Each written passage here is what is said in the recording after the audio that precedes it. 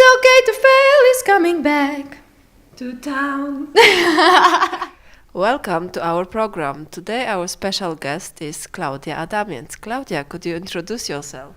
Hi, my name is Klaudia Adamiec. I'm a personal trainer and a fitness instructor, and I live in Aarhus. And I've been doing fitness for about 4 years now. Tell us your story. It started with me going for my internship to Greece, where I had lots of very good food and I gained 7 or 8 kilograms.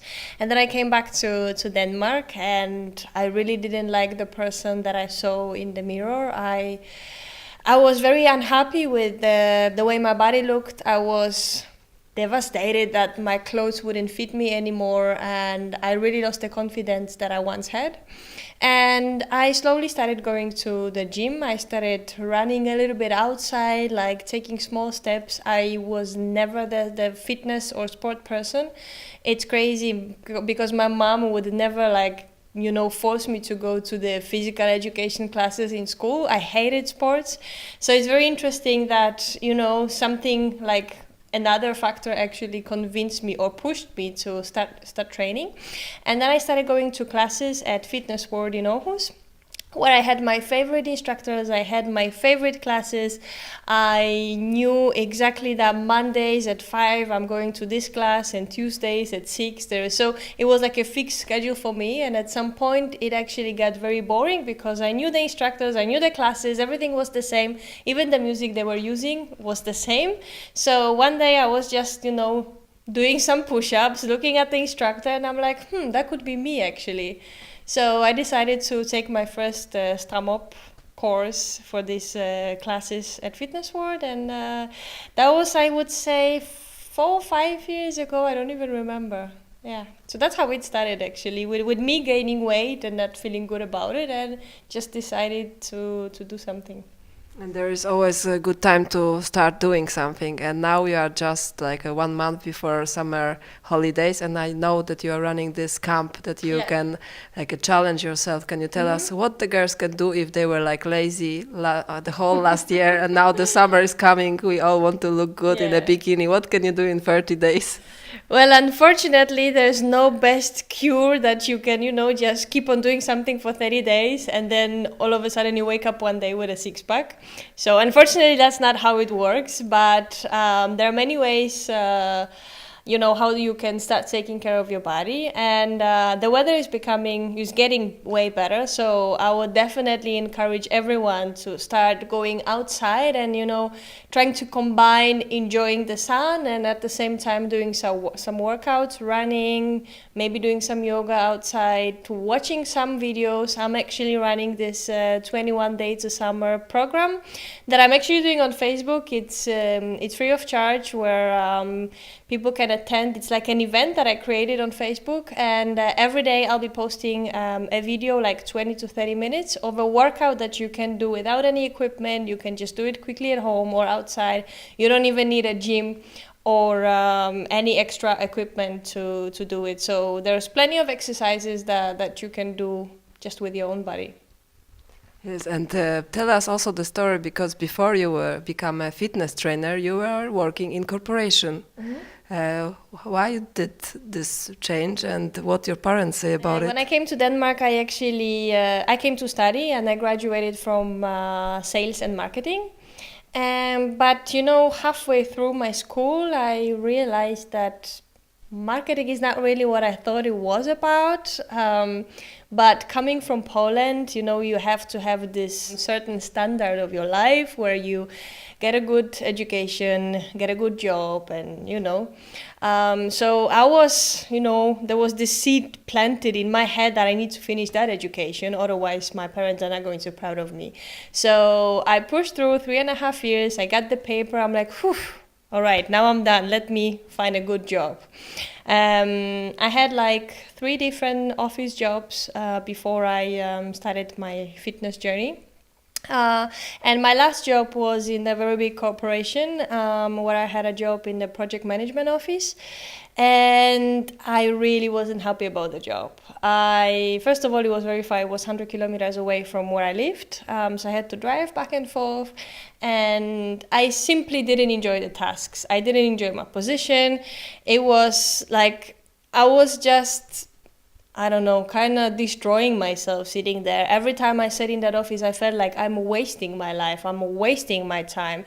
And if you think about, 8.5 hours a day in the office plus 2.5 hours of driving, that is 10 hours a day, and times 5, that is more than half of your life. And one day I came home, and I already had the fitness thing going on the side. I was teaching classes in the evenings and weekends. And then one day I just came home and I was exhausted. I started complaining to my boyfriend that I'm tired and I hate my job and I hate the driving.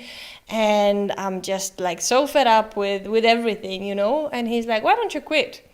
And I'm like, quit and do what? And he's like, we just work with fitness. And I'm like, no, you're crazy. I can't quit a very good job at a very good company just to do fitness. Like, what are my parents going to think? Like quitting a job to work at a gym. Like, how does that even sound?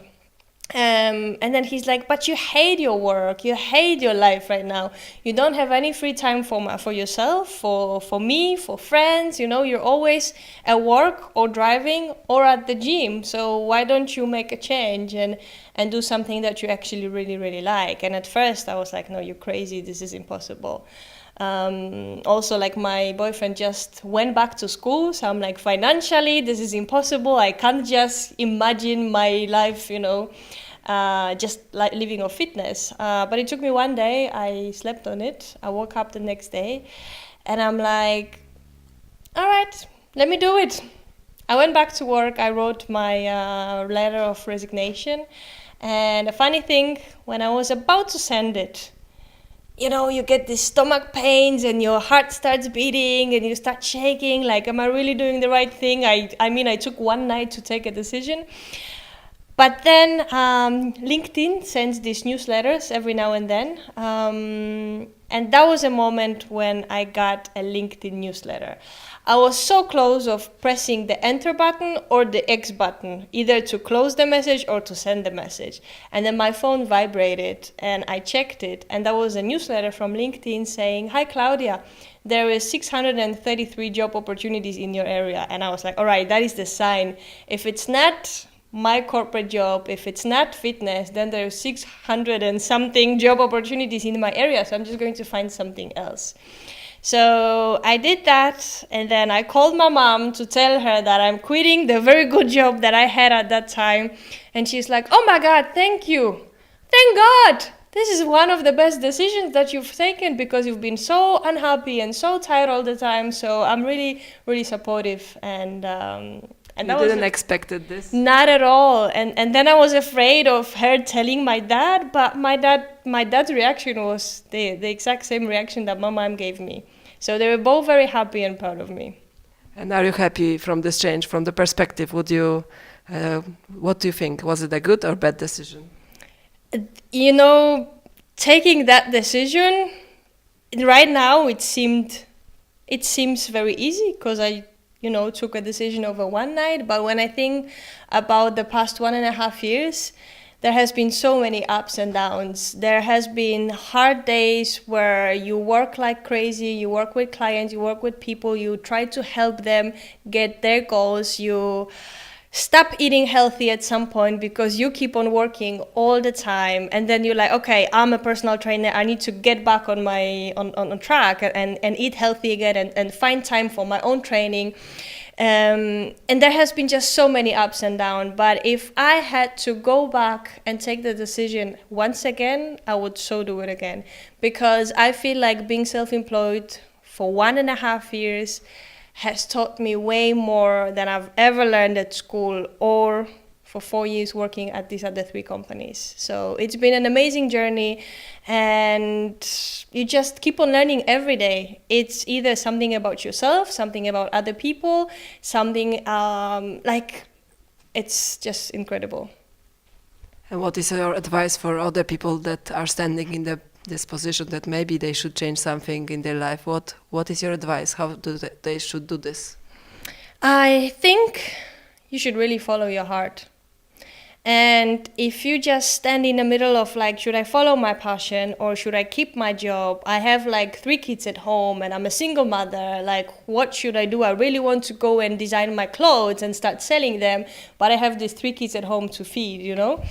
I think first, follow your heart, but sometimes you might have these other reasons why you can't do it right away. So try to use all the free times that you have to actually do something about your passion, your hobby. Try, I don't know, if it's like fashion, try sewing clothes in your free time, in the evening, in the weekends. Try to see whether you have clients or whether you have people interested in what you're doing. Or just simply write a list of pros and cons, like, okay, what am I gonna gain from following my passion? What am I gonna gain from staying at where I'm staying right now? But I think following your heart, trying to do something before you actually quit your other life, try to combine and see how you can, still make a living and feed your kids, but at the same time be happy with your life and with what you're doing, because if you have 3 kids at home and they see a miserable and an unhappy mom trying to make a living but not really being happy with her life, then what example are you really setting for your kids? Beautiful. So follow your heart, and if you want to lose some gain or get in shape, you can always contact Klaudia. Yes. We have here a link to Klaudia's. Please subscribe, and thank you for watching. Bye bye. Bye bye. Thanks. Thank you. It's okay to fail is coming back.